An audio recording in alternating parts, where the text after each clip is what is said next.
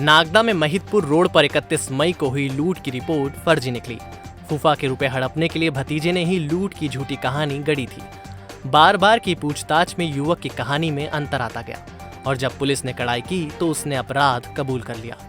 नागदा की चंबल सागर कॉलोनी के निवासी सोहेब पिता अयूब खान ने लूट की झूठी कहानी 31 मई को गढ़ी थी। सोहेब के रतलाम निवासी फूफा भूरू खान ने उसे महिदपुर की एक कंपनी से 3.5 लाख रुपए का भुगतान लाने के लिए भेजा था। सोहेब अपने दोस्त राहिद एवं सावेज के साथ महिदपुर रुपए लेने गया था। कंपनी से उसने भुगतान हासिल किया, लेकिन उसकी नीयत खराब हो गई। उसने लूट की फर्जी कहानी गढ़ रुपए हड़पने का षड्यंत्र रचा। नागदा पहुंचने से पहले सोहेब ने रुपए हिंडी गांव के पास पत्थरों के नीचे छिपा दिए। जगह की पहचान के लिए उसने जगह पर पानी की खाली बोतल भी छोड़ दी। फिर उसने खुद के पैर एवं हाथ और सावेज की पीठ चाकू से हमला कर घायल कर ली। पुलिस को धोखा देने के लिए तीनों थाने नहीं जाते हुए सीधे नागदा अस्पताल में भर्ती हो गए। बाद में पुलिस बयान लेने पहुंची तो लूट की रिपोर्ट दर्ज करा दी। सोहेब और उसके साथियों ने बार बार बयान बदले। 3 दिन तक पुलिस लूट के मामले में उलझती रही, लेकिन कोई लीड नहीं मिली। ऐसे में सोहेब और उसके साथियों को 3 बार मौके पर ले जाया गया, लेकिन हर बार उनके बयान में विरोध आता रहा। आखिर में पुलिस ने कड़ाई की तो सोहेब ने सच कबूल कर लिया। लॉकडाउन के कारण सोहेब के पास काम नहीं था और उसे रुपयों की जरूरत थी। ऐसे में उसने लूट की साजिश रची। इस मामले में पुलिस ने सोहेब, राहिद एवं सावेज के खिलाफ झूठी रिपोर्ट दर्ज कराने का प्रकरण दर्ज किया है।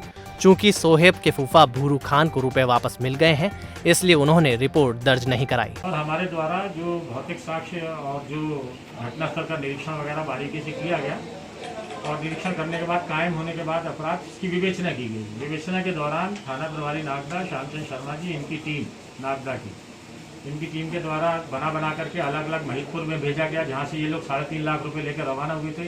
वहां के सारे बाहर के शहर के सीसीटीवी फुटेज जहां से ये निकले थे वो सब देखे गए।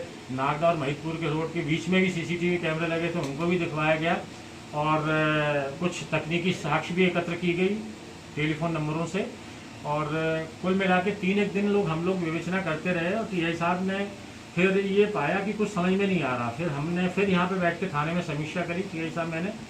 फिर हमें क्योंकि 3 दिन में लिंक हम लोगों की मिल जाती थी अज्ञात आरोपी से यदि घटना होती है, तो हमारी भी समझ में नहीं आ रहा था कि ये क्या है।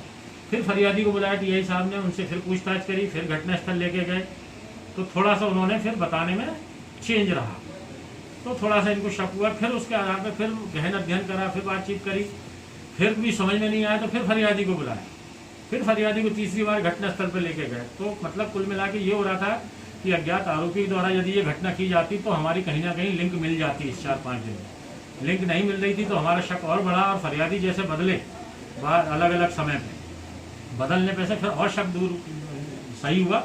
उसके बाद में फरियादी से फिर उन्होंने कायदे से मतलब से पूछताछ करी तो उसके द्वारा बताया गया कि ये घटना उसने रचनात्मक रूप से बनाई थी, काल्पनिक बनाई थी, क्योंकि उसे लॉकडाउन लगा हुआ था, पैसे की जरूरत थी, इसलिए झूठी रिपोर्ट निकली है। और रिपोर्ट लिखने के बाद में फिर इनके द्वारा घटना दिनांक को ही पैसे वहाँ से एक वहाँ पे रेडी है उसके पास में, पेड़ के पास में रख दिए थे और वहाँ पे पानी की बोतल रख दी थी पहचान के लिए। फिर 1-2 दिन बाद घटना के जब इन्होंने देखा सब कुछ ठीक है तो वहाँ से पैसे ले आए और उन्होंने बांट के अपने अपने घर में रख लिए। फिर वो पूछताछ के दौरान सबसे पैसे बरामद इनके घरों से किए गए टीआई साहब के द्वारा, थाने की टीम के द्वारा। और इस प्रकार से ये पूरा मामला झूठा पाया गया और झूठी रिपोर्ट करने के आधार पर जो फरियादी इसके विरुद्ध वैधानिक कार्रवाई की जाएगी।